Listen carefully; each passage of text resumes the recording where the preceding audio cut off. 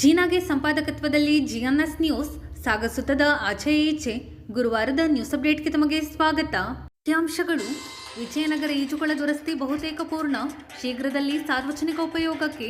ಹಾಲಪ್ಪ ಚೇಲಾಗಳು ಭೂ ಅತಿಕ್ರಮಣ ಮಾಡಿದ್ದು ರವಿ 3.5 ಎಕರೆ ಪಡೆದಿದ್ದಾನೆ, ತನಿಖೆ ಮಾಡುತ್ತೇವೆ ಎಂದ ಶಾಸಕರು. ಗಣಪತಿ ಕೆರೆಯಲ್ಲಿ ಬೋಟಿಂಗ್, ಶೀಘ್ರ ವಿಶ್ವವಿಖ್ಯಾತ ಜೋಗ ಕಾಮಗಾರಿ ಪೂರ್ಣ ಎಂದ ಶಾಸಕರು. ಗಣಪತಿ ದೇವಾಲಯ ಅಭಿವೃದ್ಧಿಗೆ ವಿಶೇಷ ಒತ್ತು ನೀಡುತ್ತೇವೆ, ಮಾದರಿ ದೇವಸ್ಥಾನ ನಿರ್ಮಾಣ ನಮ್ಮ ಗುರಿ ಎಂದ ಗೋಪಾಲಕೃಷ್ಣ ಬೇಳೂರು. ಸರ್ಕಾರಿ ನೌಕರರ ಬೇಡಿಕೆಗೆ ಸ್ಪಂದಿಸಿದ ಸರ್ಕಾರಕ್ಕೆ ಕೃತಜ್ಞತೆ ಸಲ್ಲಿಸಿದ ಸಂತೋಷ್ ಕುಮಾರ್. ಇದು ಸುದ್ದಿಯ ವಿವರ. 45 ಲಕ್ಷ ರೂಪಾಯಿ ವೆಚ್ಚದಲ್ಲಿ ಈಜುಕೊಳ ರಿಪೇರಿ ಕಾಮಗಾರಿ ನಡೆಯುತ್ತಿದ್ದು 15 ದಿನದೊಳಗೆ ಈಜುಕೊಳ ಸಾರ್ವಜನಿಕ ಉಪಯೋಗಕ್ಕೆ ಬಿಟ್ಟುಕೊಡಲಾಗುತ್ತದೆ ಎಂದು ಶಾಸಕ ಹಾಗೂ ಅರಣ್ಯ ಕೈಗಾರಿಕಾ ಅಭಿವೃದ್ಧಿ ನಿಗಮದ ಅಧ್ಯಕ್ಷ ಗೋಪಾಲಕೃಷ್ಣ ಬೇಳೂರು ತಿಳಿಸಿದರು. ಗುರುವಾರ ಸುದ್ದಿಗೋಷ್ಠಿಯಲ್ಲಿ ಅವರು ಮಾತನಾಡುತ್ತಿದ್ದರು. ಈ ಸಂದರ್ಭದಲ್ಲಿ ನಗರಸಭಾ ಸದಸ್ಯರಾದ ಮಧುಬಾಲತಿ, ಗಣಪತಿ, ಎಲ್ ಚಂದ್ರಪ್ಪ, ರವಿಕುಮಾರ್, ಸೈಯದ್ ಜಾಕೀರ್, ಪ್ರಮುಖರಾದ ಕಲಸೆ ಚಂದ್ರಪ್ಪ, ತಾರಾಮೂರ್ತಿ, ಸುರೇಶ್ ಬಾಬು, ಡಿ ದಿನೇಶ್, ಗಿರೀಶ್ ಕೋವಿ ಇನ್ನಿತರರು ಹಾಜರಿದ್ದರು.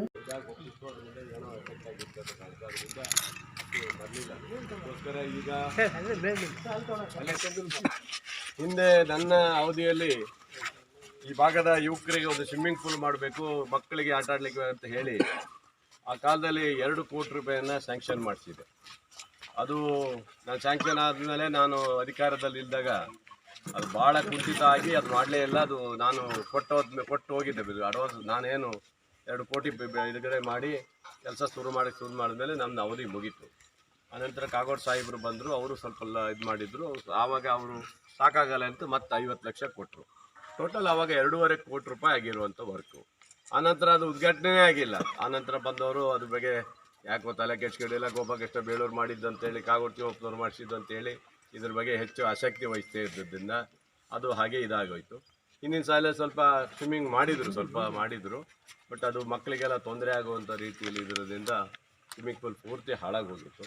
ಈಗ ನಾನು ಒಬ್ಬ ತಾಲೂಕಿನ MLA ಆಗಿ ಬಂದ ಮೇಲೆ, ನನ್ನ ಗಮನಕ್ಕೆ ಬಂದ ಮೇಲೆ ನಾನು ಏನಾದರೂ ಮಾಡಬೇಕು. ಆ ಮಕ್ಕಳ ಹಿಂದೆ ನಾನೇ ಯುವಕರಿಗಾಗಿ ಇಲ್ಲಿಯ ಮಕ್ಕಳಿಗೋಸ್ಕರ ಸ್ವಿಮ್ಮಿಂಗ್ ಪೂಲ್ ಕೊಟ್ಟಂಥವು ನಾನೇ.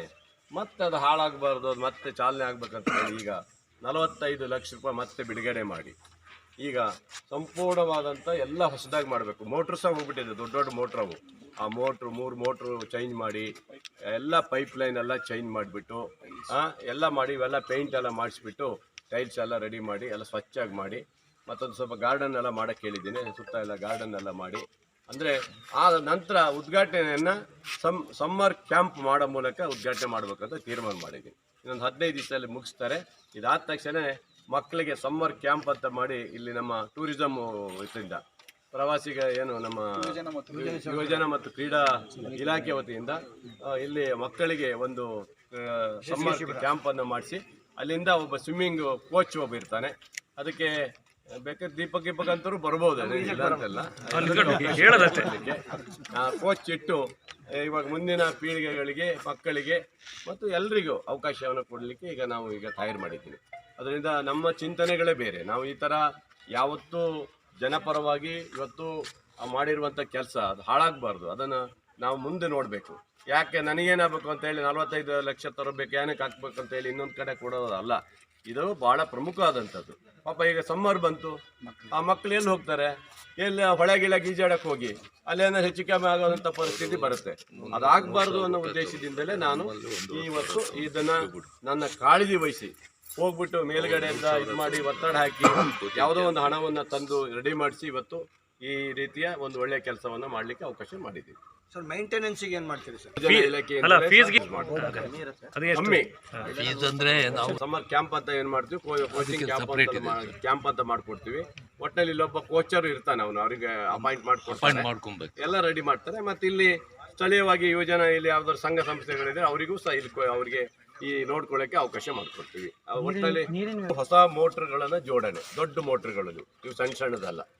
ಅದಕ್ಕೆ ಸಂಪೂರ್ಣ ಟೈಲ್ಸ್ ಬದಲಾವಣೆ ಮತ್ತು ಇಲ್ಲೆಲ್ಲ ಒಂದು ಲೇರಿಂದ ಎಲ್ಲ ಸಂಪೂರ್ಣ ಬದಲಾವಣೆ ಮಾಡಿದ್ದೀವಿ. ಆಮೇಲೆ ಈಜುಕೊಳ ಜಲ ನಿರೋಧಕ ಅಂದರೆ ಅದರದ್ದು ವಾಟರ್ ಪ್ರೂಫಿಂಗ್ ಅದ್ರದ್ದು ರೆಡಿಯಾಗಿದೆ, ಅದು ರೆಡಿ ಮಾಡಿದ್ದೀವಿ.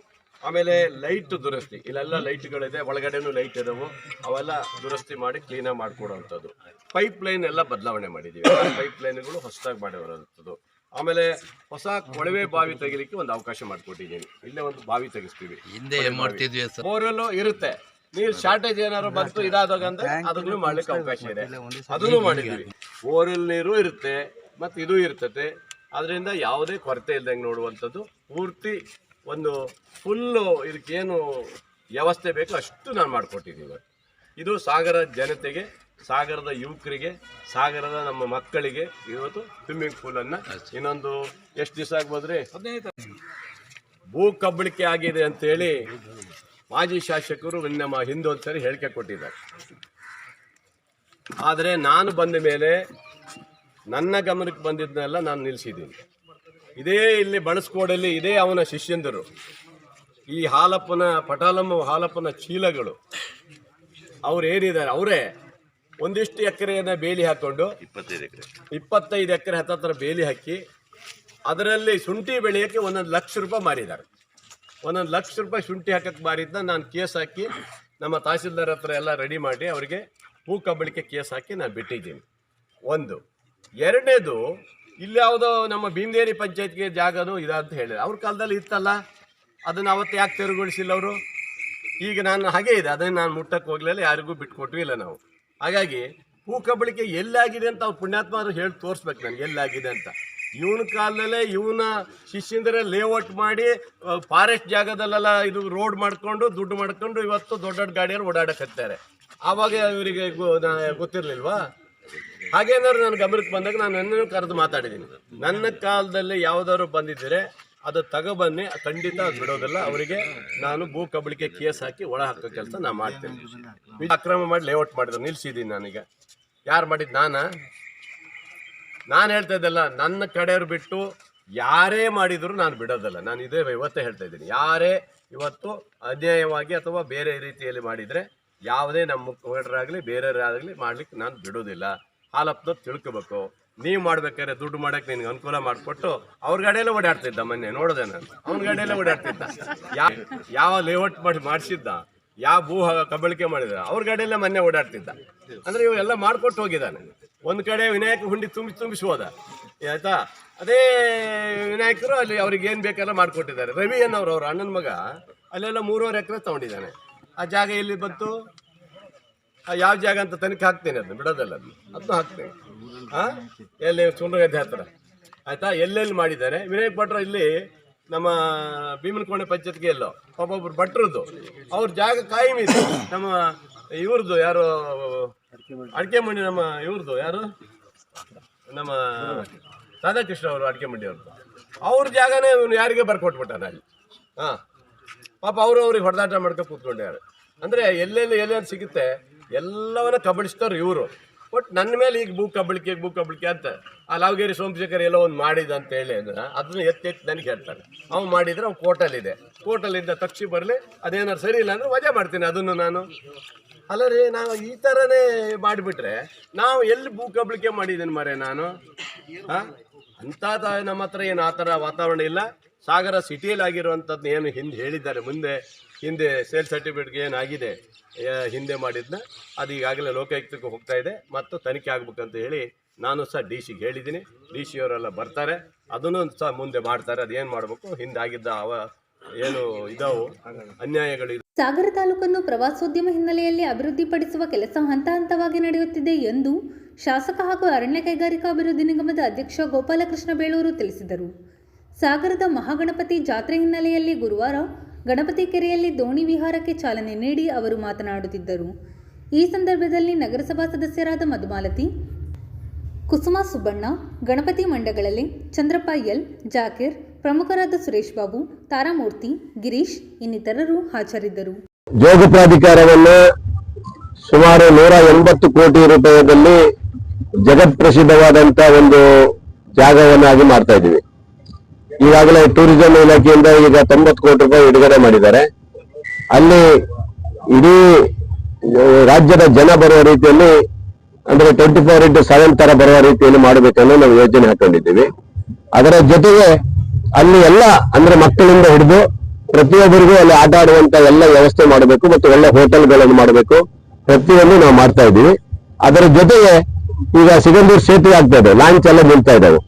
ಅದನ್ನು ಸಹ ಈಗ ಅಲ್ಲಿ ಬೋಟಿಂಗ್ ವ್ಯವಸ್ಥೆ ಮತ್ತೆ ಆ ಲಾಂಚ್ಗಳೆಲ್ಲ ಹೋಟೆಲ್ ಮಾಡ್ಬೇಕಂತ ತೀರ್ಮಾನ ಮಾಡ್ತಾ ಇದೀವಿ. ಆ ಲಾಂಚ್ ಅಲ್ಲೇ ಹೋಟೆಲ್ ಎಲ್ಲರನ್ನೂ ಕರ್ಕೊಂಡು ಹೋಗ್ಬಿಟ್ಟು ಲಾಂಚ್ ರೌಂಡ್ ಹೊಡಿಸಿ ಆ ಹೋಟೆಲ್ ಅಲ್ಲೇ ಹೋಟೆಲ್ ಮತ್ತೆ ಎಲ್ಲ ವ್ಯವಸ್ಥೆ ಇರುವಂತ ರೀತಿಯಲ್ಲಿ ಮಾಡಬೇಕು ಅನ್ನೋದು ಈಗ ಟೂರಿಸಂ ಇಲಾಖೆಯಿಂದ ಮಾತಾಡ್ತಾ ಇದ್ದೀನಿ. ಮಾನ್ಯ ಮಂತ್ರಿಗಳಾದಂತ H.K. ಪಾಟೀಲ್ ಅವರು ಗ್ರೀನ್ ಸಿಗ್ನಲ್ ಕೊಡ್ತಾ ಇದ್ದಾರೆ, ಒಳ್ಳೆ ರೀತಿ ಮಾಡಬೇಕು ಅಂತ ಹೇಳಿದ್ದಾರೆ. ಕೆಳದಿನೂ ಕೇಳ್ತಾ ಇದ್ದೇವೆ, ಕೆಳದಿನೂ ಬೇಕು ಅಂತ ಹೇಳಿದ್ದೀವಿ. ಗಣಪತಿ ಕೆರೆ ಈಗ ಚಿಂತನೆ ಮಾಡಿಲ್ಲ, ನಾವು ನೆಕ್ಸ್ಟ್ ನೋಡ್ತೀವಿ. ಫಸ್ಟ್ ಅವು ನೀರು ಮಾಡ್ಬೇಕಂತ ಇದ್ದೀವಿ. ಇಡೀ ಪ್ರವಾಸಿಗರು ಸದಾ ಅಲ್ಲಿ ಬರ್ಬೇಕನ್ನೋ ರೀತಿಯಲ್ಲಿ ಮಾಡ್ತಾ ಇದ್ದೀವಿ. ಯೋಗ ಮುಕ್ತವಾಗಿ ಜನರಿಗೆ ಯಾವಾಗ ಬಿಟ್ಕೊಡ್ಬೇಕು? ಯೋಗನ ನಮಗೆ ಇನ್ನೂ ಭಾರಿ ಕೆಲಸ ಇದೆ. ಈಗ ನಾವು ಈಗಾಗಲೇ ರೈನ್ ಡ್ಯಾನ್ಸ್ ಎಲ್ಲ ಮಾಡ್ಬೇಕಂತ ಏನು ಹೇಳಿದ್ದೀವಿ, ಅದಾಗ್ತಾ ಇದೆ. ಹೋಟೆಲ್ ರೆಡಿ ಆಗ್ತಾ ಇದೆ. ಈಗ ಅದ್ರ ಜೊತೆಗೆ ನಾವು ಗ್ಲಾಸ್ ಹೌಸ್ ಬೇರೆ ಮಾಡ್ತಾ ಇದೀವಿ. ಈಗ ಅದನ್ನ ಈಗ ನಾವು ಸಿಂಗಾಪುರಕ್ಕೆ ಹೋಗಿ ನೋಡ್ಕೊಂಡು ಬರ್ತಾ ಇದ್ದೀನಿ. ಸಿಂಗಾಪುರಕ್ಕೆ ಹೋಗಿ ಅಲ್ಲಿ ಏನ್ ಮಾಡಿದಾರೆ ಅದೇ ಮಾದರಿಯಲ್ಲಿ ಮಾಡ್ಬೇಕು ಅನ್ನೋದು ಇದೆ. ಆ ಗ್ಲಾಸ್ ಹೌಸ್ ಎಲ್ಲ ಮಾಡ್ಬೇಕಾದ್ರೆ ಸ್ವಲ್ಪ ಲೇಟ್ ಆಗ್ಬೋದು. ಇದು ಈ ಕಡೆ ಬಿಟ್ಟು ಬಿಡ್ತೀವಿ, ನಾವು ಈ ಸೈಡ್ ಬಿಡ್ತೀವಿ. ಗ್ಲಾಸ್ ಹೌಸ್ ಆ ಕಡೆ ಯಾತ್ರಿ ನಿವಾಸ ಅಂತ ಇತ್ತಲ್ಲ, ಅಲ್ಲಿ ಮಾಡ್ತಾ ಇದೀವಿ. ಅಲ್ಲಿ ಸಂಪೂರ್ಣ ಎಲ್ಲ ಪಾರ್ಕು, ಗ್ಲಾಸ್ ಹೌಸ್ ಮತ್ತು ಇದು ಎಲ್ಲ ರೆಡಿ ಮಾಡ್ತಾ ಇದೀವಿ. ಪ್ರವಾಸಿಗರಿಗೆ ನಿರಂತರವಾಗಿ ಬರ್ಲಿಕ್ಕೆ ಏನ್ ಮಾಡ್ಬೇಕು ಅದಷ್ಟು ಮಾಡ್ತಾ ಇದ್ದೀವಿ. ಈ ಸಲದ ಮಳೆಗಾಲದಲ್ಲಿ ಜನಕ್ಕೆ ಯೋಗ ಜಲಪಾತ ನೋಡಕ್ ಅವಕಾಶ ಮಾಡ್ಕೊಡ್ತಾರೆ? ಖಂಡಿತ ಮಾಡ್ಕೊಡ್ತೀವಿ. ನೀವು ನೆಕ್ಸ್ಟ್ 3-4 ತಿಂಗಳಿಗೆ ನಾವೆಲ್ಲ ಟೈಲ್ಸ್ ಎಲ್ಲ ರೆಡಿ ಆದ್ಮೇಲೆ ಅವ್ರಿಗೆ ಹೋಗಿ ಮಾಡಕ್ಕೆ ರೆಡಿ ಮಾಡ್ಕೊಡ್ತೀವಿ. ಎಲ್ಲ ನೋಡ್ಲಿಕ್ಕೆ ವ್ಯವಸ್ಥೆ ಮಾಡ್ಕೊಡ್ತೀವಿ. ಸ್ವಲ್ಪ ಕೆಲಸ ಆಗ್ಬೇಕಲ್ಲ, ಟೈಲ್ಸ್ ಹಾಕೋದು ಕೂರ್ಸೋದು ಇವೆಲ್ಲ ತುಂಬಾ ಕಷ್ಟ ಆಗಿರೋದ್ರಿಂದ ಸ್ವಲ್ಪ ನಿಧಾನಗತಿಯಲ್ಲಿ ಆಗುತ್ತೆ. ಮತ್ತೆ ಮುಂದ್ಗಡೆ ಫ್ರಂಟ್ ಇದನ್ನು ಚೆನ್ನಾಗಿ ಗೋಪುರ ತರ ಮಾಡಿಸಿದೀವಿ. ತುಂಬಾ ಚೆನ್ನಾಗಿದೆ, ಅದ್ಭುತವಾಗಿ ಮೂಡಿ ಬರ್ತಾ ಇದೆ. ಅದನ್ನು ತುಂಬಾ ಚೆನ್ನಾಗಿದೆ. ಒಟ್ಟಿನಲ್ಲಿ ನಮ್ದು ಕಾನ್ಸೆಪ್ಟ್ ಇದೆ ನಮ್ದು. ಈಗ ನಾನು ಹೇಳಿದಂಗೆ ಏನಿದೆ ಅದೇ ತರ ಮಾಡ್ತಾ ಇದ್ದಾರೆ. ಅದೇ ಈ ತರ ಈ ಗಣಪತಿ ಕೆರೆ ಊರಿನ ಹೃದಯ ಭಾಗದಲ್ಲಿದೆ, ಬೋಟಿಂಗ್ ಈ ತರದ ವ್ಯವಸ್ಥೆ ಮಾಡಿದ್ರೆ ನಿಮ್ಗೆ ಒಂದು ಆದಾಯವೂ ಬರುತ್ತೆ ನಗರಸಭೆ. ಅಲ್ಲ ಮಾಡ್ಬೇಕು, ಬಟ್ ಏನಂದ್ರೆ ಈ ಸಿಟಿಯಲ್ಲಿ ಏನಾದ್ರೆ ರಜಾ ದಿನದಲ್ಲಿ ಮಾತ್ರ ಇಲ್ಲಿ ಉಪಯುಕ್ತ, ಬಾಕಿ ದಿವಸ ಬರೋದಿಲ್ಲ ಇಲ್ಲಿ. ಅದರಿಂದ ನಾವು ಹೊರಗಡೆ ಬಂದವರಿಗೆ ಏನಾಗುತ್ತೆ ಅಂದ್ರೆ ಔಟ್ಸೈಡ್ ಮಾಡಿದ್ರೆ ಇಲ್ಲಿದ್ದವ್ರು ಅಲ್ಲಿ ಹೋದ್ರೆ ಒಳ್ಳೇದು. ಇಲ್ಲೇ ಇದ್ರೆ ಏನು ಉಪಯೋಗ ಆಗೋದಲ್ಲ, ಅದು ಉಪಯೋಗ ಅಲ್ಲ. ಇಲ್ಲಿಂದ ಸಿಗಂದೂರು ಏನು ಹೊಳ ಹೋಗ್ಬಿಟ್ರೆ ಅಲ್ಲಿ ಅದ್ಭುತವಾಗಿ ಚೆನ್ನಾಗಿ ಮಾಡ್ಬೇಕಂತ ಇದ್ದೀವಿ. ಅಲ್ಲಿಂದ ಜೊತೆಗೆ ನಮ್ಮ ಇದನ್ನು ಜೋಗದಲ್ಲೂ ಮಾಡ್ತಾ ಇದೀವಿ. ಜೋಗದಲ್ಲೂ ಬೋಟಿಂಗ್ ಕೊಟ್ಟಿದ್ದೀವಿ, ಅಲ್ಲಿ ವ್ಯವಸ್ಥೆ ಮಾಡ್ತಾ ಇದೀವಿ. ಕೆಲಸವನ್ನು ಮಾಡಿಬಿಟ್ರೆ ಎಲ್ಲ ಆ ಕಡೆ ಹೋಗ್ಬೇಕು. ಇಲ್ಲೇ ಇದ್ರೆ ಮಕ್ಕಳಿಗೆ ಅಷ್ಟು ಚೆನ್ನಾಗಿರೋದಲ್ಲ. ಇದನ್ನು ಮುಂದೆ ನೋಡೋಣ. ಈ ಗಣಪತಿ ಕೆರೆ ಇದ್ರ ವಿಚಾರದಲ್ಲಿ ಸ್ವಲ್ಪ ಜಾಸ್ತಿ ಹಚ್ಕೊಳ್ಳಲ್ಲ. ನಮ್ಮ ಕಾನ್ಸೆಪ್ಟ್ ಏನಂದ್ರೆ ಗಣಪತಿ ದೇವಸ್ಥಾನ ಬಗ್ಗೆ ಕಾನ್ಸೆಪ್ಟ್ ಇದೆ. ಈ ದೇವಸ್ಥಾನ ಅಭಿವೃದ್ಧಿ ಮಾಡ್ಬೇಕು, ದೇವಸ್ಥಾನವನ್ನು ಒಂದು ಮಾಡಲ್ ಆಗಿ ಮಾಡ್ಬೇಕು ಅನ್ನೋದು ನನ್ನ ಕನಸು ಅಷ್ಟೇ. ಈ ಕೆರೆಗೆಲ್ಲ ನನಗೆ ಯಾವ್ದು ಮಾಡ್ಲಿಕ್ಕೆ ಹೋಗೋದು. ಸಾಗರ ತಾಲೂಕಿನ ಜನರ ಆರಾಧ್ಯ ದೈವವಾಗಿರುವ ಗಣಪತಿ ದೇವಸ್ಥಾನವನ್ನು ಅತ್ಯಂತ ಮಾದರಿಯಾಗಿ ನಿರ್ಮಿಸುವ ಕನಸು ಹೊಂದಿದ್ದೇನೆ. ಇದಕ್ಕೆ ಸಾಗರ ಜನತೆಯ ಪೂರ್ಣ ಸಹಕಾರ ಬೇಕು ಎಂದು ಶಾಸಕ ಹಾಗೂ ಅರಣ್ಯ ಕೈಗಾರಿಕಾಭಿವೃದ್ಧಿ ನಿಗಮದ ಅಧ್ಯಕ್ಷ ಗೋಪಾಲಕೃಷ್ಣ ಬೇಳೂರು ತಿಳಿಸಿದರು. ಸಾಗರ ಗಣಪತಿ ರಥೋತ್ಸವದ ಸಾಂಸ್ಕೃತಿಕ ಕಾರ್ಯಕ್ರಮ ಉದ್ಘಾಟಿಸಿ ಅವರು ಮಾತನಾಡುತ್ತಿದ್ದರು. ಈ ಸಂದರ್ಭದಲ್ಲಿ ನಗರಸಭಾಧ್ಯಕ್ಷೆ ಮೈತ್ರಿ ಪಾಟೀಲ್ ಮಾತನಾಡಿದರು. ಉಪಾಧ್ಯಕ್ಷೆ ಸವಿತಾ ವಾಸು, ಸದಸ್ಯರಾದ ಭಾವನಾ ಸಂತೋಷ್, ಕುಸುಮಾ ಸುಬ್ಬಣ್ಣ, ಪ್ರಭಾರ ಉಪವಿಭಾಗಾಧಿಕಾರಿ ರಶ್ಮಿ, ಕಾರ್ಯನಿರ್ವಹಣಾಧಿಕಾರಿ ಪ್ರಮೀಳಾ ಕುಮಾರಿ, ಸಮಿತಿಯ ಸಂಚಾಲಕರಾದ ಟಿವಿ ಪಾಂಡುರಂಗ, ವಿಟಿ ಸ್ವಾಮಿ, ವಿಘ್ನೇಶ್, ಶಿವಣ್ಣ ಇನ್ನಿತರರು ಹಾಜರಿದ್ದರು. ನಂತರ ವಿವಿಧ ಸಾಂಸ್ಕೃತಿಕ ಕಾರ್ಯಕ್ರಮ ನಡೆಯಿತು. ಜಾಸ್ತಿ ಆಯ್ತು, ತುಂಬಾ ಬಹಳಷ್ಟು ಜನಸಂಖ್ಯೆಯಲ್ಲಿ ಸೇರಿದೆ. ಆ ಒಂದು ನೋಡುವಂತ ರಥ ಎಳೆಯುವಂತ ಸಂದರ್ಭ ನಿಜವಾಗ್ಲೂ ಅದ್ಭುತವಾಗಿರುವಂಥದ್ದು. ಆ ಭಾಗ್ಯ ನಮಗೂ ಎಲ್ಲ ಸಿಕ್ಕಿದೆ ಅಂತ ಹೇಳಿ ನಾವೆಲ್ಲ ಇವತ್ತು ಹೆಮ್ಮೆ ಪಡಬೇಕಾಗತ್ತೆ. ಆ ಭಗವಂತ ಮಹಾಗಣಪತಿ ಇವತ್ತು ನಮ್ಮ ಹೆಬ್ಬಾಗಿಲು, ಮಾರಿಕಮ್ಮ ದೇವಿ ಹಾಗೆ ಹೆಬ್ಬಾಗಿಲು ಇವತ್ತು ಸಾಗರದಲ್ಲಿದೆ. ಹಾಗೆ ಮಹಾಗಣಪತಿ ಸಹ ನಮ್ಮ ಊರಿನ ಹೆಬ್ಬಾಗಿಲು. ಆ ಮಹಾಗಣಪತಿ ಯಾವುದೇ ವಿಘ್ನವನ್ನು ಕೊಡದೆ ಇವತ್ತು ಜಾತ್ರೆಯನ್ನು ಅದ್ಧೂರಿಯಾಗಿ ನಡೆಸುವ ಮೂಲಕ ಇಡೀ ನಮ್ಮ ತಾಲೂಕೆಲ್ಲ ದೇಶದ ರಕ್ಷಣೆ ಮಾಡುವಂಥ ಯಾವ ವಿಘ್ನ ಬರೋದು ನೋಡ್ಕೊಳ್ಳುವಂಥದ್ದಾಗಲಿ ಅಂತೇಳಿ ನಾವೆಲ್ಲ ಭಗವಂತನಲ್ಲಿ ಕೇಳ್ಕೊಳ್ತಾ ಇದ್ವಿ. ನಿಮ್ಮ ಇಷ್ಟಾರ್ಥಗಳೆಲ್ಲ ಈಡೇರಲಿ ಅಂತ ಭಗವಂತನ ಕೇಳೋಣ. ನನಗೆ ಅನಿಸಿದ ಪ್ರಕಾರ ಈ ಜಾತ್ರೆ ವರ್ಷ ತುಂಬ ಅದ್ಧೂರಿಯಾಗಿ ನಡೀತಾ ಇದೆ. ನಾವು ಈಗಾಗಲೇ ಒಂದು ಪ್ಲಾನ್ ಮಾಡಿದ್ದೆ. ನಾನಿವತ್ತು ಸಾಗರದ ಇವತ್ತಿನ ಮಹಾಗಣಪತಿ ದೇವಸ್ಥಾನವನ್ನು ಒಂದು ಮಾದರಿಯಾಗಿ ಮಾಡಬೇಕು ಅನ್ನೋದು ಈಗಾಗಲೇ ಒಂದು ಸ್ಕೆಚ್ ರೆಡಿ ಮಾಡಿದ್ದೇನೆ. ಇವತ್ತು ಆ ಸ್ಕೆಚ್ ಮೂಲಕ ಇವತ್ತು ಅದಕ್ಕೆ ಎಷ್ಟೇ ಕೋಟಿ ಬರಲಿ ಆ ಹಣ ತರುವಂಥ ಕೆಲಸವನ್ನು ನಾನು ಮಾಡಬೇಕಂತ ತೀರ್ಮಾನ ಮಾಡಿದ್ದೆ. ಅದಕ್ಕಾಗಿ ಈಗಾಗಲೇ ಒಂದು ಪ್ಲಾನ್ ಅನ್ನು ಈಗ ರೆಡಿ ಮಾಡಿ ಇವತ್ತು ಇಟ್ಟಿದ್ದೀನಿ ಬಂಧುಗಳೇ. ಅದಕ್ಕೆ ಈಗಾಗ ಪಾಂಡಣ್ಣರ ಇಲ್ಲಿಯ ಸಮಿತಿಯ ಎಲ್ಲ ಮತ್ತೆ ಈ ಊರಿನ ಎಲ್ಲ ಸಂಘ ಸಂಸ್ಥೆಗಳನ್ನು, ಈ ಊರಿನ ಎಲ್ಲ ದೇವಸ್ಥಾನದ ಎಲ್ಲ ಧರ್ಮದರ್ಶಿಗಳನ್ನು ಎಲ್ಲವರನ್ನ ಕರೆಸಿ ಒಂದು ಮೀಟಿಂಗ್ ಮಾಡಿ, ಇಲ್ಲೇ ಮೀಟಿಂಗ್ ಮಾಡಿ ನಮ್ಮ ನಗರಸಭೆಯ ಅಧ್ಯಕ್ಷರು, ಪದಾಧಿಕಾರಿ, ನಮ್ಮ ಸದಸ್ಯರುಗಳನ್ನು ಕರೆಸಿ ಮತ್ತೆ ದಾನಿಗಳನ್ನು ಸಹ ಹಿಂದೆ ಒಂದು ಬೆಳ್ಳಿ ರಥವನ್ನು ಕೊಟ್ಟಿದ್ದಾರೆ. ಇಲ್ಲೆಲ್ಲ ತುಂಬ ಅದ್ಭುತವಾಗಿ ಮೂಡಿ ಬಂದಿದೆ. ಆ ಥರ ದಾನಿಗಳು ಸಹ ಭಾಳ ಜನ ನಾವು ಸಹ ಕೊಡ್ತೀವಿ ಅಂತ ಈಗಾಗಲೇ ಪಾಂಡಣ್ಣನ ಮುಂದೆ ಹೇಳಿದ್ದಾರೆ. ಭಾಳ ಚೆಂದಾಗಿ ಮಾಡಬೇಕು. ಕೇರಳದ ಮಾದರಿಯಾಗಿರುವಂಥ ಒಳ್ಳೆ ಉತ್ತಮವಾದಂಥ ಒಂದು ದೇವಸ್ಥಾನವನ್ನು ಮಾಡಬೇಕಂತ ಈಗಾಗಲೇ ಒಂದು ಪ್ಲಾನ್ ಮಾಡಿ ಇಲ್ಲೆಲ್ಲ ಒಂದು ಫ್ಲೆಕ್ಸ್ ಸಾಕ್ಷಿ ಇಟ್ಟಿದ್ದೀವಿ ನಾವು. ಇದು ಭಾಳ ನನ್ನ ಒಂದು ಕನಸಿದೆ. ಹಿಂದೆ ಗಣಪತಿ ದೇವಸ್ಥಾನ ಯಾವಾಗಲೂ ಅಲ್ಲಿ ಇದು ಮುರಿದೋಯ್ತು, ಎಂಥ ಗೋಪುರ ಇದಾಯಿತು ಅಥವಾ ಅಲ್ಲಿ ಸೋರ್ತದೆ, ಈ ಥರ ಎಲ್ಲ ಹೇಳೋದು ಕೇಳಿದಾಗ ಭಾಳ ನೋವಾಗುತ್ತೆ. ದೇವಸ್ಥಾನಗಳು ಯಾವುದು ಸುದೀರ್ಘವಾಗಿರಬೇಕು, ಯಾವುದೇ ದ್ವೇಷಭರಿತವಾಗಿ ಇರಬಾರ್ದು. ಅದಕ್ಕೆ ಮೊನ್ನೆ ತಕ್ಷಣ ಅದಕ್ಕೆ ಮೇಲ್ಛಾವಣಿಗಳನ್ನು ಹಾಕಿಸಿ ತಕ್ಷಣ ಕೊಟ್ಟಿದ್ದೀನಿ. ಅದಕ್ಕೆ ಒಂದು ಪ್ಲ್ಯಾನ್ ಮಾಡಿ ಇವತ್ತು ಈ ತಾಲೂಕಿನ ಜನರಿಗೆ, ಈ ತಾಲೂಕಿನ ಇವತ್ತು ಭಕ್ತಾದಿಗಳಿಗೆ ಒಂದು ಅವಕಾಶ ಮಾಡಿಕೊಡ್ಬೇಕಂತ ಇದೆ. ಇಲ್ಲೊಂದು ಕಲ್ಯಾಣ ಮಂಟಪ ಇದು ಹಳೆಯದು, ಅವತ್ತಿನ ದಿನ ಅವತ್ತು ಪುತ್ತೂರಾಯರು ಇದ್ದಂಥ ಸಂದರ್ಭದಲ್ಲಿ ಆಗಿರೋದು. ಅಲ್ಲೂ ಸಹ ಇವತ್ತೇನು ಕಾರ್ಯಕ್ರಮಗಳು ನಡೀತಾ ಇಲ್ಲ, ತುಂಬ ಹಾಳಾಗಿದೆ. ಅಲ್ಲೂ ಸಹ ಮುಂದಿನ ದಿನದಲ್ಲಿ ಯಾವುದಾದ್ರು ಸಾಂಸ್ಕೃತಿಕ ಕಾರ್ಯಕ್ರಮ ಆಗಬೇಕು, ಮದುವೆ ಆಗಬೇಕು, ಮದುವೆಗಳು ನಡೀಬೇಕು. ಆ ರೀತಿಯಲ್ಲಿ ಒಂದು ವ್ಯವಸ್ಥಿತವಾಗಿ ಮಾಡಬೇಕನ್ನೋದು ನನ್ನ ಒಂದು ಪ್ಲ್ಯಾನ್ ಮಾಡಿದ್ದೀನಿ. ಅದಕ್ಕೆ ಸಾಗರ ಜನತೆ ನೀವೆಲ್ಲರೂ ಸಹಕಾರ ಕೊಡಬೇಕಂತ ನಾನು ಆ ಮಹಾಗಣಪತಿಯ ಪರವಾಗಿ ನಾನು ಕೇಳ್ಕೊಳ್ತೇನೆ. ಇದು ನನ್ನ ಒಂದು ಮತ್ತು ಉತ್ತಮವಾದಂಥ ಪಾರ್ಕ್ ಆಗಬೇಕು ಅನ್ನೋದು ನನ್ನದೊಂದು ಪ್ಲಾನ್ ಇದೆ. ಇವತ್ತು ಎದುರುಗಡೆ ಸ್ವಲ್ಪ ಜಾಗ ಬೇಕಂತ ಈ ಪಾಟಣ್ಣವರು ಊಟದ ವ್ಯವಸ್ಥೆ ಬೇಕು ಅಂತ ಹೇಳ್ತಾ ಇದ್ದಾರೆ. ಈ ಶಾಲೆಯ ಕೆಲವೊಂದು ಸ್ಕೂಲ್ಗಳ ಹಳೆಯ ಕಟ್ಟಡಗಳನ್ನು ನಿಮಗೆ ತೆಗೆದು ಬಿಟ್ಟು ಕೊಡ್ತೀನಿ. ಈಗಾಗಲೇ ದೀಪಕ್ ಅವರು ಹೇಳ್ದಂಗೆ ಯಾರೋ ಹೇಳಿದ್ರಿ, ಇಲ್ಲಿ ವೇದಿಕೆನೂ ಬೇಕು ಅಂತ ಹೇಳಿದ್ರಿ, ಅದಕ್ಕೂ ಒಳ್ಳೆ ರೀತಿಯಲ್ಲಿ ಮಾಡಲಿಕ್ಕೆ ಅವಕಾಶ ಇದೆ. ಒಟ್ಟಿನಲ್ಲಿ ಈ ಒಂದು ದೇವಸ್ಥಾನದ ಆವರಣವನ್ನು ಭಾಳ ಸುಂದರವಾಗಿ ಮಾಡಿಕೊಡುವಂಥ ಜವಾಬ್ದಾರಿಯನ್ನು ಗೋಪಾಲಕೃಷ್ಣ ಬೇಳ್ಕೂರು ಮಾಡಿಕೊಡ್ತಾರೆ ಅನ್ನೋ ಮಾತನ್ನು ಇವತ್ತು ದೇವಸ್ಥಾನದ ಆವರಣದಲ್ಲಿ ತಮ್ಮೆಲ್ಲ ನಾಗರಿಕ ಬಂಧುಗಳು ಹೇಳ್ತೀರಿ. ನೀವು ಸಹ ಕೈ ಜೋಡಿಸ್ಬೇಕು. ಒಂದು ದೇವಸ್ಥಾನ ಮಾಡಬೇಕಾದ್ರೆ ಎಲ್ಲರ ಸಹಕಾರ ಇದ್ರೆ ಮಾತ್ರ ಸಾಧ್ಯ ಆಗುತ್ತೆ.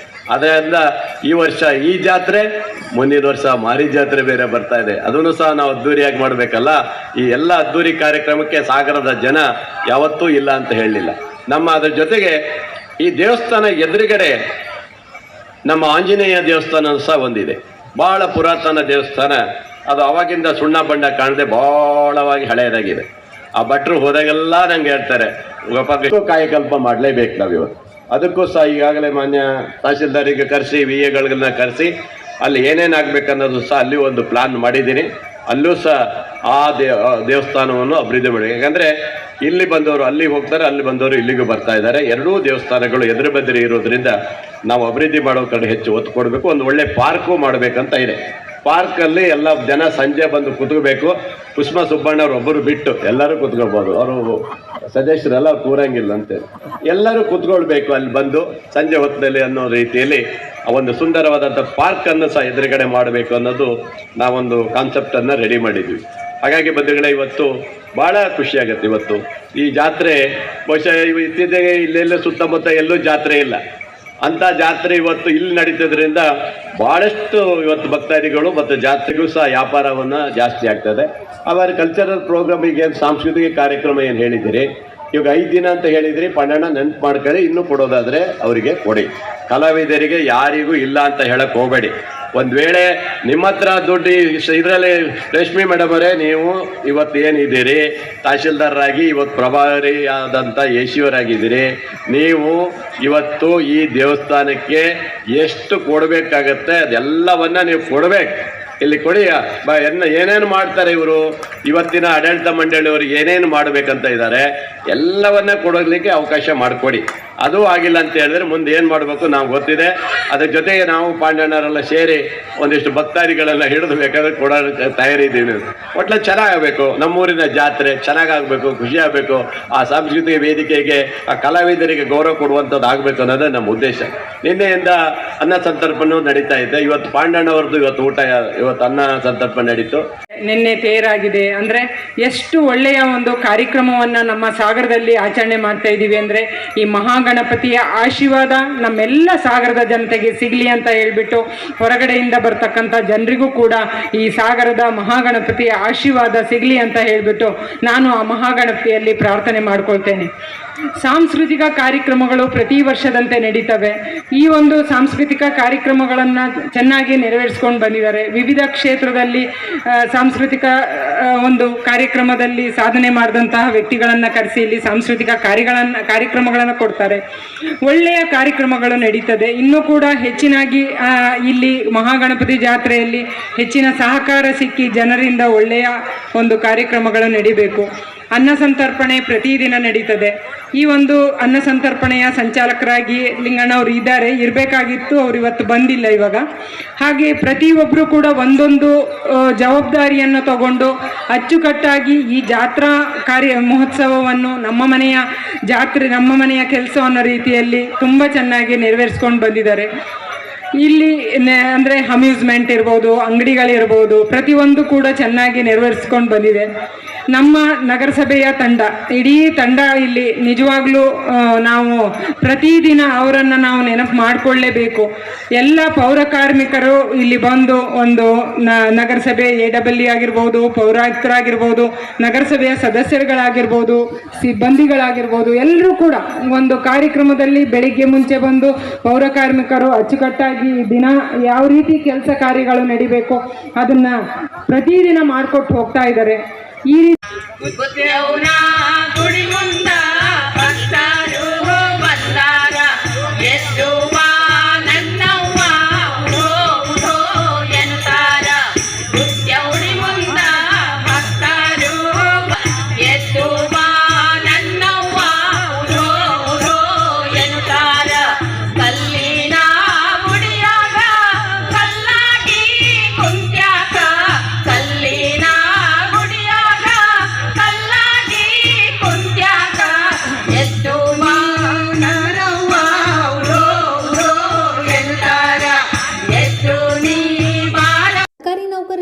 ಪ್ರಮುಖ ಬೇಡಿಕೆಯನ್ನು ರಾಜ್ಯ ಸರ್ಕಾರ ಈಡೇರಿಸಿದ್ದು, ಆರೋಗ್ಯ ಸಂಜೀವಿನಿ ಹಾಗೂ ಸಮಗ್ರ ವೇತನ ಪ್ಯಾಕೇಜ್ ಜಾರಿಯಿಂದಾಗಿ ಸರ್ಕಾರಿ ನೌಕರರಿಗೆ ಹೆಚ್ಚು ಅನುಕೂಲವಾಗಿದೆ ಎಂದು ಸರ್ಕಾರಿ ನೌಕರರ ಸಂಘದ ಅಧ್ಯಕ್ಷ ಎನ್ ಸಂತೋಷ್ ಕುಮಾರ್ ತಿಳಿಸಿದರು. ಗುರುವಾರ ಸುದ್ದಿಗೋಷ್ಠಿಯಲ್ಲಿ ಅವರು ಮಾತನಾಡುತ್ತಿದ್ದರು. ಗೋಷ್ಠಿಯಲ್ಲಿ ಸರ್ಕಾರಿ ನೌಕರರ ಸಂಘದ ಅಣ್ಣಪ್ಪ ಡಿಕೆ, ಸಹದೇವ್, ಫರ್ನಾಂಡಿಸ್, ವಿದ್ಯಾ ಎಂಪಿ, ಶಿವರಾಜ್, ನಾಗರಾಜ್, ಡಾಕ್ಟರ್ ದೇವೇಂದ್ರಪ್ಪ, ಮಂಜುನಾಥ್, ಗಿರೀಶ್ ಇನ್ನಿತರರು ಹಾಜರಿದ್ದರು. ಕರ್ನಾಟಕ ರಾಜ್ಯ ಸರ್ಕಾರಿ ನೌಕರರ ಸಂಘದ ಜೊತೆಗೆ ಬಹಳ ವರ್ಷಗಳ ಹಿಂದಿನಿಂದಲೂ ಕೂಡ ಮಾಧ್ಯಮ ಮಿತ್ರರು ತಾವೆಲ್ಲರೂ ಕೂಡ ಈ ಸಂಘಟನೆ ಸಮಾಜಮುಖಿ ಕೆಲಸಗಳನ್ನ ಮಾಡಿದಾಗ ಅಥವಾ ನೌಕರರ ಬೇಡಿಕೆಗಳನ್ನ ಸರ್ಕಾರದ ಮುಂದೆ ಇಟ್ಟಾಗ ಇನ್ನಿತರ ಎಲ್ಲಾ ಕೆಲಸ ಕಾರ್ಯಗಳಲ್ಲೂ ಕೂಡ ಒಟ್ಟೊಟ್ಟಿಗೆ ಹೋಗ್ತಕ್ಕಂಥ ಕೆಲಸಗಳನ್ನ ಮೊದಲಿಂದಲೂ ಕೂಡ ಮಾಡ್ಕೊಂಡು ಬರ್ತಾ ಇದ್ವಿ. ಮುಂದೂ ಕೂಡ ಇದೇ ರೀತಿಯಾಗಿ ಸಮಾಜಮುಖಿ ಕೆಲಸಗಳನ್ನ ಸಂಘಟನೆ ಮಾಡುವಾಗ ತಮ್ಮೆಲ್ಲರ ಸಹಕಾರವನ್ನ ಕೋರ್ತಾ ಮತ್ತೆ ಸಂಘಟನೆ ಯಾವಾಗಲೂ ಕೂಡ ಒಳ್ಳೆ ಉದ್ದೇಶಗಳನ್ನ ಕೆಲಸಗಳನ್ನು ಮಾಡುವಾಗ ನೀವು ಜೊತೆಗಿದ್ದ ಸಹಕರಿಸಿದ್ದಕ್ಕಾಗಿ ಸಾಗರ ತಾಲೂಕಿನ ಕಾರ್ಯನಿರತ ಪತ್ರಕರ್ತರ ಸಂಘದ ಅಧ್ಯಕ್ಷರು, ಕಾರ್ಯದರ್ಶಿಗಳು, ಸದಸ್ಯರು, ಎಲ್ಲ ಪತ್ರಿಕೆಯ ಮಿತ್ರರಿಗೆ, ವರದಿಗಾರರಿಗೆ ನಾನು ಅತ್ಯಂತ ಅಭಿನಂದನೆ ಮತ್ತು ಶುಭಾಶಯಗಳನ್ನ ನಮ್ಮ ನೂತನ ಆಡಳಿತ ಮಂಡಳಿಯ ಪರವಾಗಿ ತಮ್ಮೆಲ್ಲರಿಗೂ ಕೂಡ ಈ ಸಂದರ್ಭದಲ್ಲಿ ಕೋರ್ತೇನೆ. ಇನ್ನು ಸರ್ಕಾರದಲ್ಲಿ 2025 ಮತ್ತೆ 29ನೇ ಸಾಲಿಗೆ ಕರ್ನಾಟಕ ರಾಜ್ಯ ಸರ್ಕಾರಿ ನೌಕರರ ಸಂಘದಿಂದ ನೂತನ ಆಡಳಿತ ಮಂಡಳಿ ಆಯ್ಕೆಯಾದ ನಂತರ ಸರ್ಕಾರದ ಮುಂದೆ ಒಂದಿಷ್ಟು ಬೇಡಿಕೆಗಳನ್ನ ನಾವು ಇಟ್ಟಿದ್ವಿ. ಆ ಬೇಡಿಕೆಗಳಲ್ಲಿ ಈಗಾಗಲೇ 2 ಬೇಡಿಕೆಗಳನ್ನ ಸರ್ಕಾರ ಈಡೇರಿಸಿದೆ. ಒಂದು, ಸರ್ಕಾರಿ ನೌಕರರಿಗೆ ಸಮಗ್ರ ಸಂಬಳ ಪ್ಯಾಕೇಜ್ ಅಂತೇಳಿ ಈಗಾಗಲೇ ಆದೇಶ ಆಗಿದೆ. ಏನು ರಾಷ್ಟ್ರೀಕೃತ ಬ್ಯಾಂಕ್ಗಳು ಇದಾವೆ, ಆ ಬ್ಯಾಂಕ್ಗಳಲ್ಲಿ ಸ್ಯಾಲರಿಯನ್ನ ತೆಗೆದುಕೊಳ್ತಕ್ಕಂಥ ಸರ್ಕಾರಿ ನೌಕರರಿಗೆ ಒಂದಿಷ್ಟು ಸೌಲಭ್ಯಗಳನ್ನ, ಸಾಮಾಜಿಕ ಭದ್ರತೆ ಮತ್ತು ಆರ್ಥಿಕ ಭದ್ರತೆಯನ್ನು ಉಂಟು ಮಾಡಬೇಕು ಅನ್ನುವಂಥ ಕಾರಣಕ್ಕಾಗಿ ಸರ್ಕಾರ ಜಾರಿ ಮಾಡಿದೆ. ಸೊ ಇದನ್ನ ನಮ್ಮ ತಾಲೂಕಿನ ಎಲ್ಲಾ ನೌಕರರಿಗೂ ಕೂಡ ಪ್ರಚಾರ ಪಡಿಸಬೇಕು, ಆ ಸೌಲಭ್ಯಗಳನ್ನ ನಮ್ಮ ನೌಕರರು ಪಡ್ಕೊಳ್ಬೇಕು ಅನ್ನುವಂಥ ಕಾರಣಕ್ಕಾಗಿ ಈ ಒಂದು ಪತ್ರಿಕಾಗೋಷ್ಠಿಯನ್ನ ಏರ್ಪಡಿಸಿದ್ವಿ. ಈ ಒಂದು ಸಂಬಳ ಏನು ಪ್ಯಾಕೇಜ್, ವೇತನ ಪ್ಯಾಕೇಜ್ ಇದೆ, ಅದರಲ್ಲಿ ನಮ್ಮ ನೌಕರರಿಗೆ ರಾಷ್ಟ್ರೀಕೃತ ಬ್ಯಾಂಕ್ಗಳು ಸಾಲ ಸೌಲಭ್ಯಗಳನ್ನ ಮೊದಲಿಂದಲೂ ಕೂಡ ಕೊಡ್ತಾ ಇದ್ರು. ಆದ್ರೆ ಮೊದಲು ಸಾಲ ಸೌಲಭ್ಯಗಳನ್ನು ಕೊಡ್ಬೇಕಾದ್ರೆ ಒಂದಿಷ್ಟು ಕಂಡೀಷನ್ಗಳು, ಷರತ್ತುಗಳನ್ನು ಹಾಕ್ತಾ ಇದ್ರು. ಆದ್ರೆ ಈಗ ಸರ್ಕಾರ ಒಂದು MOU ಮಾಡಿದೆ, ಒಡಂಬಡಿಕೆ ಮಾಡಿದೆ. ಯಾವುದೇ ಕಾರಣಕ್ಕೂ ಕೂಡ ತುಂಬಾ ಸಾಲ ಸೌಲಭ್ಯಗಳನ್ನು ಕೊಡ್ಬೇಕಾದ್ರೆ, ಒಂದು ಗೃಹ ಸಾಲ ಇರ್ಬೋದು ಅಥವಾ ವಾಹನ ಸಾಲ ಅಥವಾ ಬೇರೆ ಬೇರೆ ರೀತಿಯಾದಂತಹ ಸಾಲ ಸೌಲಭ್ಯಗಳನ್ನು ತಗೊಳ್ಬೇಕಾದ್ರೆ ಆ ಕಂಡೀಷನ್ಸ್ ಗಳನ್ನ, ಷರತ್ತುಗಳನ್ನ ಒಂದಿಷ್ಟು ವಿರಳೀಕರಿಸಬೇಕು, ಅನುಕೂಲ ಆಗ್ಬೇಕು ಅನ್ನುವಂಥ ನಿಟ್ಟಿನಲ್ಲಿ ಎಲ್ಲಾ ರಾಷ್ಟ್ರೀಕೃತ ಬ್ಯಾಂಕ್ಗಳಿಗೂ ಕೂಡ ಸರ್ಕಾರ ಒಂದು ನಿರ್ದೇಶನಗಳನ್ನ ಕೊಟ್ಟಿದೆ. ಸೊ ಇನ್ನು ಅನೇಕ ಸೌಲಭ್ಯಗಳು ಬ್ಯಾಂಕ್ನಲ್ಲಿ ಮೊದಲು ಇದ್ರೂ ಕೂಡ ಕೊಡ್ಲಿಕ್ಕೆ, ಅದನ್ನ ಪ್ರಚಾರ ಪಡಿಸ್ಲಿಕ್ಕೆ ಸಾಧ್ಯ ಇರ್ತಿರ್ಲಿಲ್ಲ. ಸೊ ಇದನ್ನ ಮನಗಂಡಂತ ಸಂಘಟನೆ ನಾಯಕರು ಸರ್ಕಾರದ ಗಮನಕ್ಕೆ ತಂದು ಎಲ್ಲಾ ಬ್ಯಾಂಕ್ಗಳಿಗೂ ಕೂಡ ಒಂದು ನಿರ್ದೇಶನಗಳು ಕೊಡುವಂತ ಪ್ರಯತ್ನವನ್ನ ಸಂಘಟನೆ ಮಾಡಿದೆ. ಈ ಸಂಘಟನೆಯ ನೇತೃತ್ವವನ್ನು ವಹಿಸಿಕೊಂಡಿರ್ತಕ್ಕಂಥ ನಮ್ಮ ಮಾನ್ಯ ರಾಜ್ಯಾಧ್ಯಕ್ಷ ಆಗಿರ್ತಕ್ಕಂಥ ಷಡಾಕ್ಷರಿ ಅವರು ನಿರಂತರವಾದಂತಹ ಅವರ ಪ್ರಯತ್ನದ ಫಲವಾಗಿ ಇವತ್ತು ಈ ಒಂದು ಯೋಜನೆ ಜಾರಿಗೆ ಬಂದಿದೆ. ಇನ್ನು ಆ ಸಂಬಳ ಪ್ಯಾಕೇಜ್ ನಲ್ಲಿ ಇರ್ತಕ್ಕಂಥದ್ದು ಶೈಕ್ಷಣಿಕವಾಗಿ ಏನಾದರೂ ಸಾಲ ಸೌಲಭ್ಯಗಳನ್ನ ತೆಗೆದುಕೊಳ್ಳೋದಾದ್ರೆ ಅದಕ್ಕೂ ಕೂಡ ಅವಕಾಶವನ್ನು ಮಾಡಿಕೊಟ್ಟಿದ್ದಾರೆ. ಇನ್ನು ನಮ್ಮ ಸರ್ಕಾರಿ ನೌಕರರು ಯಾರಾದರೂ ಅನಾರೋಗ್ಯದಿಂದ ಅಥವಾ ಅಪಘಾತದಿಂದ ಮೃತರಾದ್ರೆ ಸುಮಾರು 50 ಲಕ್ಷದಿಂದ 1 ಕೋಟಿ ರೂಪಾಯಿ ಪರಿಹಾರವನ್ನು ಕೊಡುವಂತ ಒಂದು ಮಹತ್ತರವಾದಂತಹ ಒಂದು ಯೋಜನೆ ಆಗಿದೆ. ಹಾಗೆಯೇ ಈ ಯೋಜನೆಯಲ್ಲಿ ಬರ್ತಕ್ಕಂಥ ನಮ್ಮ ನೌಕರರಿಗೆ ಇನ್ನೂ ಕೂಡ ಹೆಚ್ಚಿನ ಅನುಕೂಲಗಳನ್ನು ಮಾಡಿಕೊಡುವಂತಹ ದೃಷ್ಟಿಯಿಂದ ಸಾಕಷ್ಟು ಒಡಂಬಡಿಕೆಗಳು ಕೂಡ ಪತ್ರಗಳಿದೆ. ತಮಗೆ ಆಲ್ರೆಡಿ ಆ ಪತ್ರಗಳನ್ನು ನಾವು ಕೊಟ್ಟಿದ್ದೇವೆ. ಇನ್ನು ಎರಡನೇದಾಗಿ ಸರ್ಕಾರಿ ನೌಕರರಿಗೆ ಉಚಿತವಾಗಿ ಚಿಕಿತ್ಸೆಯನ್ನ ಕೊಡಬೇಕು ಅನ್ನುವಂತ ಒಂದು ಬೇಡಿಕೆಯನ್ನ ಇಟ್ಟಿದ್ವಿ. ಸೊ ಅದನ್ನು ಕೂಡ ಈಗ ಸರ್ಕಾರ ಸಚಿವ ಸಂಪುಟದಲ್ಲಿ ಅನುಮೋದನೆ ತೆಗೆದುಕೊಂಡು ಈಗಾಗಲೇ ಒಪ್ಪಿಗೆಯನ್ನು ಕೊಟ್ಟಿದೆ.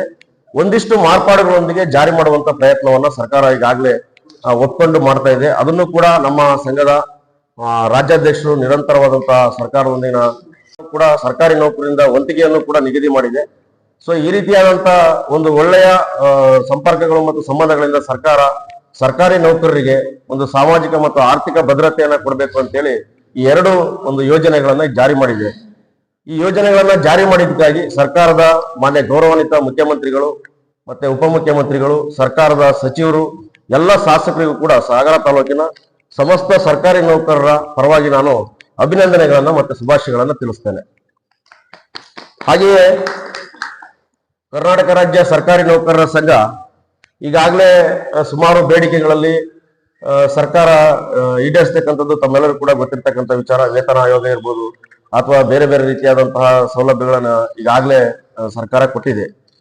ನಮಗೆ ಇನ್ನೂ ಕೂಡ ಮುಖ್ಯವಾಗಿರ್ತಕ್ಕಂಥ ಸೌಲಭ್ಯಗಳಂತಂದ್ರೆ ಶವ ಸಂಸ್ಕಾರಕ್ಕಾಗಿ ಈಗಾಗಲೇ ಸರ್ಕಾರ ಕಮಿಷನರ್ ಯಾರು ಸರ್ಕಾರಿ ನೌಕರರು ಮೃತರಾದ್ರೆ ಅವ್ರಿಗೆ 15,000 ರೂಪಾಯಿಗಳನ್ನ ಕೊಡುವಂತ ವ್ಯವಸ್ಥೆ ಇದೆ. ಅದನ್ನ 25,000ಕ್ಕೆ ಹೆಚ್ಚಿಸಬೇಕು ಅನ್ನುವಂತ ಬೇಡಿಕೆಯನ್ನು ಕೂಡ ರಾಜ್ಯ ಸಂಘದಿಂದ ಸರ್ಕಾರಕ್ಕೆ ಇಟ್ಟಿದ್ದೇವೆ. ಹಾಗೆಯೇ ಹಬ್ಬದ ಮುಂಗಡ ಈಗಾಗಲೇ 25,000 ರೂಪಾಯಿನ ಹಿಂದಿನ ಅವಧಿಯಲ್ಲಿ ನಮ್ಮ ರಾಜ್ಯಾಧ್ಯಕ್ಷ ಆಗಿರ್ತಕ್ಕಂಥ ಷಡಾಕ್ಷರಿ ಸರ್ ಅವರ ನಿರಂತರ ಪ್ರಯತ್ನದಿಂದ 15,000 ರೂಪಾಯಿ ಇರ್ತಕ್ಕಂಥದನ್ನ 25,000ಕ್ಕೆ ಹೆಚ್ಚಿಸಿ ಆದೇಶವನ್ನು ಮಾಡಿದ್ದಾರೆ. ಅದನ್ನ ಮತ್ತೆ 50,000ಕ್ಕೆ ಹೆಚ್ಚಿಗೆ ನೀಡಬೇಕು ಅನ್ನುವಂಥದ್ದನ್ನ ಕೂಡ ಬೇಡಿಕೆಯನ್ನು ಇಟ್ಟಿದ್ದೇವೆ. ಕಾರಣ ಇಷ್ಟೇ, ಪ್ರತಿ ಹಂತದಲ್ಲೂ ಕೂಡ ಆರ್ಥಿಕ ಸ್ಥಿತಿಗತಿಗಳನ್ನ ಅರ್ಥ ಮಾಡಿಕೊಂಡು ಸರ್ಕಾರಿ ನೌಕರರಿಗೆ ಸೌಲಭ್ಯಗಳನ್ನ ಕೊಡಬೇಕು ಅನ್ನುವಂಥ ನಿಟ್ಟಿನಲ್ಲಿ ಬೇಡಿಕೆಗಳನ್ನು ಇಡ್ತಕ್ಕಂಥದ್ದು. ಸೊ ಹಾಗಾಗಿ ಮುಂದಿನ ದಿನಗಳಲ್ಲೂ ಕೂಡ ಆ ರೀತಿಯಾದಂತಹ ಸರ್ಕಾರದ ಮೇಲೆ ನಮಗೆ ಭರವಸೆ ಇದೆ. ಈ ಎಲ್ಲ ಬೇಡಿಕೆಗಳನ್ನ ಈಡೇರಿಸಬಹುದು ಅಂತಕ್ಕಂಥದ್ದನ್ನ. ಸೊ ಹಾಗಾಗಿ ಈ ಸಂದರ್ಭದಲ್ಲಿ ಮಾನ್ಯ ಮುಖ್ಯಮಂತ್ರಿಗಳು, ಸಚಿವರು ಎಲ್ಲ ಧನ್ಯವಾದಗಳನ್ನ ತಿಳಿಸ್ತಾ, ಮತ್ತೆ ಇನ್ನು NPS ನೂತನ ರಾಷ್ಟ್ರೀಯ ಪಿಂಚಣಿ ಯೋಜನೆಯನ್ನ ರದ್ದುಗೊಳಿಸಬೇಕು ಅಂತಕ್ಕಂಥದ್ದು ನಮ್ದು ದಶಕಗಳ ಕಾಲ ಹೋರಾಟ. ಸರ್ಕಾರಿ ನೌಕರರ ಸಂಘದಿಂದ ಈಗಾಗಲೇ ನಿರಂತರ ಪ್ರಯತ್ನ ನಡೀತಾ ಇದೆ. ಸರ್ಕಾರನೂ ಕೂಡ ಒಂದು ಕಮಿಟಿಯನ್ನ ರಚನೆ ಮಾಡಿ ಅದನ್ನ ರದ್ದುಪಡಿಸುವಂತ ವಿಚಾರದಲ್ಲಿ ಒಂದು ದೃಢ ನಿರ್ಧಾರವನ್ನ ತೆಗೆದುಕೊಳ್ತಾ ಇದೆ. ತನ್ನ ಪ್ರಣಾಳಿಕೆಯಲ್ಲಿ ಸರ್ಕಾರಿ ನೌಕರರಿಗೆ ಸಹಾನುಭೂತಿಯಿಂದ ಒಂದು ಪಿಂಚಣಿ ವ್ಯವಸ್ಥೆಯನ್ನ ನಾವು ಕೊಡಬೇಕು, ಅದನ್ನ ರದ್ದುಪಡಿಸುವಂತ ವಿಚಾರದಲ್ಲಿ ಸರ್ಕಾರ ಯಾವತ್ತೂ ಕೂಡ ನಿಮ್ ಜೊತೆಗೆ ಇರುತ್ತೆ ಅನ್ನುವಂಥದ್ದನ್ನ ಮಾನ್ಯ ಮುಖ್ಯಮಂತ್ರಿಗಳು ಕೂಡ ಈ ಹಿಂದೆ ನಾವು ಪದಾಧಿಕಾರಿಗಳ ಸಮಾವೇಶವನ್ನ ಬೆಂಗಳೂರಿನಲ್ಲಿ ಅರಮನೆ ಮೈದಾನದಲ್ಲಿ ಮಾಡಿದಾಗ ಮಾನ್ಯ ಮುಖ್ಯಮಂತ್ರಿಗಳು ಭರವಸೆಯನ್ನ ಕೊಟ್ಟಿದ್ರು. ಸೊ ಮುಂದಿನ ದಿನಗಳಲ್ಲಿ ಆ ಒಂದು ಬಹಳ ದೊಡ್ಡ ಭರವಸೆ ಇದೆ. 100ಕ್ಕೆ 100ರಷ್ಟು ಯಾವ ನಮ್ಮ ಸರ್ಕಾರಿ ನೌಕರರಿಗೂ ಕೂಡ ಆತಂಕ ಬೇಡ. ಏನು ನೂತನ ಪಿಂಚಣಿ ವ್ಯವಸ್ಥೆ ಇದೆ ಅದು ರದ್ದಾಗಿ ಹಳೆಯ ಪಿಂಚಣಿ ವ್ಯವಸ್ಥೆ, ನಿಶ್ಚಿತ ಪಿಂಚಣಿ ಅಂತ ನಾವೇನ್ ಕಳಿತೇವೆ, ಹಿಂದಿನ ಏನು ಪಿಂಚಣಿ ವ್ಯವಸ್ಥೆ ಇದೆ ಆ ಎಲ್ಲಾ ಸೌಲಭ್ಯಗಳು ಸಿಗುವಂತಹ ಒಂದು ಹೊಸ ಪಿಂಚಣಿ, ಒಂದು ನಿಶ್ಚಿತ ಪಿಂಚಣಿಯನ್ನ ಜಾರಿಗೊಳಿಸುವಂತ ಪ್ರಯತ್ನವನ್ನ ಸರ್ಕಾರ ಮಾಡುತ್ತೆ ಅಂತಕ್ಕಂಥದ್ದನ್ನು ಕೂಡ ನಮಗೆ ಭರವಸೆ ಇದೆ. ಸೊ ಆ ನಿಟ್ಟಿನಲ್ಲಿ ಸಂಘಟನೆಗಳು ಕೂಡ ಅತ್ಯಂತ ಕ್ರಿಯಾಶೀಲವಾಗಿ ಕೆಲಸವನ್ನು ಮಾಡ್ತಾ ಇದೆ. ಸೊ ಮುಂದಿನ ದಿನಗಳಲ್ಲಿ ಸಾಗರ ತಾಲೂಕಿನ ಕರ್ನಾಟಕ ರಾಜ್ಯ ಸರ್ಕಾರಿ ನೌಕರರ ಸಂಘ ತಾಲೂಕು ಶಾಖೆ ಸರ್ಕಾರಿ ನೌಕರರಿಗಾಗಿ ಒಂದಿಷ್ಟು ಒಳ್ಳೆಯ ಕೆಲಸಗಳನ್ನ, ಸಮಾಜಮುಖಿ ಕೆಲಸಗಳನ್ನ, ಅವರ ನಿರಂತರ ಬೇಡಿಕೆಗಳು, ಅವರ ಕಷ್ಟ ಸುಖಗಳಲ್ಲಿ ಭಾಗಿಯಾಗುವಂತ ಕೆಲಸಗಳನ್ನ ಮಾಡ್ತೇವೆ ಅನ್ನುವಂಥದ್ದನ್ನು ಕೂಡ ಈ ಸಂದರ್ಭದಲ್ಲಿ ಹೇಳ್ತಾ, ಮುಂದೆ ಸಂಘಟನೆಗೆ ತಾವು ಕೂಡ ಸಹಕಾರ ಇರಲಿ. ಮಾಧ್ಯಮ ಮಿತ್ರರು ಪ್ರತಿ ಬಾರಿಯೂ ಕೂಡ ನಾವು ಯಾವ್ದಾದ್ರು ಬೇಡಿಕೆಗಳು ಅಥವಾ ಸಮಸ್ಯೆಗಳು ಬಂದಾಗ ಜೊತೆಯಾಗಿ ನಿಲ್ಲುವಂತ ಕೆಲಸಗಳನ್ನ ತಾವು ಕೂಡ ಮಾಡ್ತಾ ಇದ್ರಿ. ಮುಂದಿನ ದಿನಗಳಲ್ಲೂ ಕೂಡ ತಮ್ಮೆಲ್ಲರ ಸಹಕಾರವನ್ನ ಕೋರ್ತಾ ಇದು ಗುರುವಾರದ ಸಮಗ್ರ ಸುದ್ದಿ. ನಿರಂತರ ಸುದ್ದಿಗಾಗಿ ನೋಡ್ತಾ ಇರಿ GNS ನ್ಯೂಸ್. ನಮಸ್ಕಾರ.